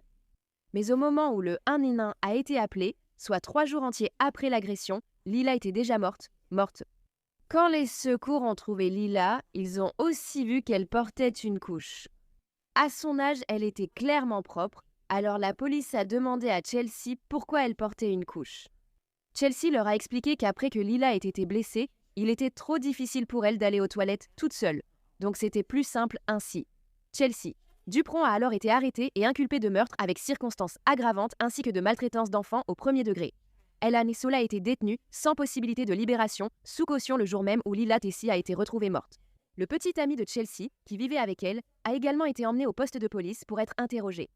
Bien que la police n'ait pas encore révélé son nom, la famille de Lila affirme publiquement sur les réseaux sociaux qu'il s'appelle Daniel ou Danny Probst. Danny a déclaré à la police que tout allait bien à la maison lundi et mardi. Ensuite, lui et Chelsea se sont disputés tard mardi soir, sans préciser la raison. Le petit ami de Chelsea a dit aux autorités qu'il était rentré du travail vers 15h30 le lendemain. Il avait retrouvé sa petite amie dehors, montrant la maison et disant qu'elle était possédée. Quand Danny entra dans la maison, il trouva Lila allongée au sol, entourée d'eau. Il déclara qu'elle était alors réceptive et lui parlait. Il a dit l'avoir prise dans ses bras, emmenée dans sa chambre et installée dans son lit, remarquant sa détresse évidente. Mais comme ce n'était pas sa fille, il a dit qu'il ne se sentait pas responsable de lui venir en aide ou d'appeler les autorités pour signaler les mauvais traitements. Alors, à la place, il a simplement laissé tomber et a laissé Chelsea gérer la situation. Le jeudi suivant, Danny a dit avoir parlé à la petite fille et lui avoir demandé ce qui s'était passé la veille. Lila a raconté que sa mère Chelsea écoutait de la musique lorsque soudain elle l'a attaquée. Elle a alors couru se cacher au sous-sol. Mais Chelsea l'avait trompée pour la faire sortir, puis lui avait jeté de l'eau et commencé à la frapper. 2 jours après cette discussion avec Lila, elle serait morte. Le petit ami de Chelsea a aussi dit avoir déjà entendu sa copine parler d'esprit. Mais jamais rien de tel auparavant. Oui, sans blague. Il a aussi affirmé qu'elle n'avait jamais nui à sa fille avant. Danny serait finalement arrêté et accusé de complicité après coup. Il a payé sa caution et reste libre jusqu'à son procès, selon la famille de Lila. Il est aussi témoin oculaire. Ces accusations resteront secrètes jusqu'à la condamnation de Chelsea, car elles seront sûrement utilisées lors du procès. Il finira sûrement par obtenir un accord de plaidoyer si c'est le cas. Les enquêteurs ont affirmé que si Chelsea ou Danny avaient appelé les secours le jour où Lila a été blessée, elle aurait pu être sauvée. Au lieu de cela, ils l'ont couchée et laissée mourir. Pendant que Chelsea est sortie acheter de la vaseline, des couches, des bouillottes et de l'alcool pour elle-même, on sait aussi que Chelsea a un problème avec l'alcool. Ses proches pensent qu'elle était peut-être sous l'emprise de drogue lors du meurtre de Lila. On sait aussi que Chelsea a déjà conduit ivre avec sa fille. La famille de Lila a lancé une cagnotte GoFundMe pour aider son père endeuillé, Josh, à faire face à toutes les dépenses auxquelles il devait maintenant faire face. Mais Chelsea et sa famille ont commencé à dire aux gens qu'il ne méritait aucune aide parce qu'il avait abandonné sa fille en renonçant à ses droits. Ils ont également affirmé que Josh ne payait pas sa pension alimentaire, mais tout cela était faux. En réalité, Josh avait toujours payé la pension, mais seulement perdu ses droits. Des allégations non prouvées ont été portées contre lui par Chelsea, mais elles n'ont jamais été examinées et Josh n'a jamais été accusé. Pourtant, il a perdu la garde de sa fille Lila. Chelsea empêchait également la famille de Lila de la voir depuis des mois avant son meurtre. La grand-mère paternelle de Lila, qui ne l'avait pas vue depuis 4 ans, a dû identifier son corps au bureau du coroner après la mère. Chelsea a refusé sans raison claire. Ainsi, la grand-mère a vu sa petite-fille pour la première fois en 4 ans. Elle était allongée là, froide sur la table, meurtrie, couverte de bleu, et toute vie l'avait quittée. La mère de Chelsea, Kendra Duperron, soutient sa fille et affirme qu'elle n'a pas tué Lila, car elle l'aimait. Elle a déclaré avoir avoué avoir tué sa fille, mais avant de déménager à Wayne, Michigan, Chelsea, Lila et Danny vivaient à Huron Township. Pendant leur séjour, Lila s'était fait de nombreux amis. La mère de l'un d'eux a indiqué que Lila passait souvent plusieurs jours chez eux. Elle a également dit que Danny était non seulement violent envers Chelsea, mais aussi envers Lila. La mère de cette amie a aussi dit que Danny avait souvent cambriolé chez elle. Une nuit, Danny est allé chez l'amie de Lila, y est entré et a ramené Lila chez elle alors qu'elle devait y dormir. Une autre fois, cette amie a raconté que Danny était venu à la maison et avait tiré Chelsea en visite par les cheveux. Il l'a frappée alors juste devant la maison. Et même s'il y a eu un rapport de police déposé pour cet incident, quand Chelsea a été interrogée plus tard, elle a menti et a dit que son petit ami n'avait pas fait cela. Les voisins de Chelsea disaient s'inquiéter pour Lila et tentèrent de veiller sur elle sans jamais remarquer de maltraitance. Ils entendirent souvent Danny crier sur elle et Chelsea. Une fois, il a hurlé « Tu veux une raison de pleurer? Je vais t'en donner une ». Ses voisins se souviennent aussi de Lila comme d'une enfant attachante, drôle, bavarde et toujours joyeuse. Les voisins, inquiets pour cette maison, surveillaient Lila. Ils n'ont jamais vu de signes de maltraitance, mais ils étaient inquiets de ce qu'ils voyaient et entendaient ici. Je l'entendais lui crier dessus, non seulement la mère, mais aussi l'enfant. Tu veux une raison de pleurer? Je vais t'en donner une. Je veux dire, qui parle à ses enfants comme ça? Je suis allé à la police avec des vidéos de mes caméras et je leur ai montré ce que j'avais vu se passer. Et ils nous ont dit que si jamais nous voyons des mauvais traitements sur l'enfant, il fallait les prévenir. Le voisin Jason Willoyd se souvient désormais de Lila au lieu de la surveiller. Une gamine fantastique qui jouait dans le jardin devant, faisait des roues. Juste une enfant adorable, drôle, qui racontait des blagues. Elle était très bavarde, joyeuse, toujours heureuse. Quand elle était ici... Une ex-camarade de Chelsea disait l'avoir connue très violente.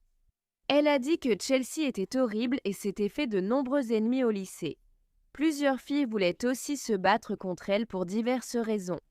Il y avait même une publication sur le Facebook de Chelsea il y a quelque temps qui disait « J'essaie d'être une mère douce, mais c'est comme s'ils pensaient que je suis une mauviette ou quelque chose comme ça, non? Douce merde !» Chelsea Duperron a été mise en examen, a plaidé non coupable et s'est vue interdire de contacter son petit ami. Elle a aussi dû passer une évaluation psychiatrique. Et pendant sa mise en examen, Chelsea a été vue en train de sourire d'un air narquois, semblant complètement dépourvue de remords pour ce qu'elle avait fait. L'accusation a qualifié les blessures de Lila d'inimaginables et a déclaré que, sur les photos de son autopsie, elle ne ressemblait même plus à une enfant. Elle était méconnaissable à cause de la violence des coups. Apparemment, Chelsea avait aussi mis du maquillage sur son enfant décédé avant d'appeler les secours, dans une tentative de dissimuler une partie des blessures qu'elle lui avait infligées. La procureure l'a également déclaré. La violence subie par la petite Lila, 8 ans, le 13 mars 2024 est sans précédent dans mes 5 ans d'expérience en maltraitance d'enfants. La prochaine audience de Chelsea est fixée au 17 juin La famille de Lila tente désormais de réformer ce système défaillant et fait tout pour éviter d'autres décès inutiles. Ils espèrent faire adopter une loi qui s'appellera la loi de Lila, qui obligera le gouvernement à faire correctement son travail. En enquêtant sur des allégations infondées de mères contre des pères, ils affirment vouloir simplement permettre aux pères aimants de garder leurs droits. La célébration de la vie de Lila Cassel s'est tenue le 20 avril 2024 à la maison funéraire Stark à Ypsilanti, Michigan. Elle a ensuite été incinérée, a déclaré la tante de Lila, Elisabeth Dupron, à propos de sa nièce âgée de 8 ans. Elle rayonne tellement. Sache simplement que le monde entier est de ton côté, ma petite fille, le monde.